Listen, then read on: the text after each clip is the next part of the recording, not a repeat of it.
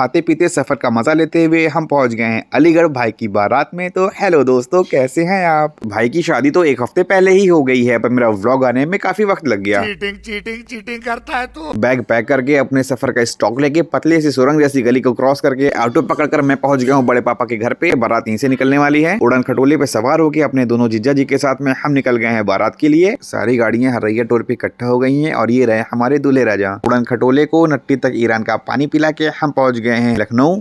लखनऊ पहुंच के हमने अपना पहला स्टॉप हाईवे किनारे एक चाय की दुकान पे लिया। इस कड़कड़ाती ठंड में खौलती हुई चाय और नमकीन के मजे लेके हम लोग वापस से बैठ गए हैं उड़न खटोले में और पहुंच गए हैं लखनऊ आगरा एक्सप्रेसवे हाईवे पे। अब यहाँ बटेगी भाई साहब बिरयानी। लखनऊ आगरा एक्सप्रेसवे का हाल तो बेहाल है भैया। एक तो इतना कोहरा है, ऊपर से इस हाईवे की सारी लाइट भी बंद है। खैर हम क्या ही कर सकते हैं, इसके लिए सिर्फ हम टोल ही दे सकते हैं, जो कि हम दे रहे हैं। फिर हमारा तीसरा स्टॉप फूड प्लाजा पे हुआ। यहाँ पहुंच के हमने अपने उड़न खटोले को मिनरल वाटर पिलाया और इसके गर्म इंजन पे हम लोगों ने अपने अपने हाथ सेके। और ये रहे हमारे मेहनती दूल्हे राजा जो कि सबको चाय सर्व कर रहे हैं। फिर हमने रास्ते के लिए खरीदे कुछ चॉकलेट्स, नमकीन और बिस्किट और निकल गए अपने आगे के सफर के लिए। ठंड के मौसम में हाईवे पे ये बस वाले भाई साहब बहुत साथ देते हैं। डबल मैप लगाकर हम पहुंच गए छिबरा मऊ, जो कि कहाँ पड़ता है मुझे भी नहीं मालूम है। रात के बज गए थे 3 तो प्लान हो गया चाय पीने का। भाई साहब यहाँ की चाय वाकई बहुत घटिया थी। चाय में शक्कर तो इतनी पड़ी थी कि समझ में नहीं आ रहा था कि हम लोग चाय पी रहे हैं या फिर शरबत। ऊपर से ये खतरनाक घना कोहरा, अगर खिड़की से हाथ बाहर निकाल दूंगा तो भाई साहब हाथ ही गायब हो जाएगा। फाइनली जैसे तैसे ना जाने कैसे कैसे हम लोग पहुंच गए हैं अलीगढ़। होटल पहुंचते ही सबसे पहले मैंने अपना वजन कम किया। बेड पे लेटते ही ना जाने कब नींद आ गई। बारात का वीडियो भाई साहब कल आएगा। मैं जा रहा हूँ सोने। Tata bye bye.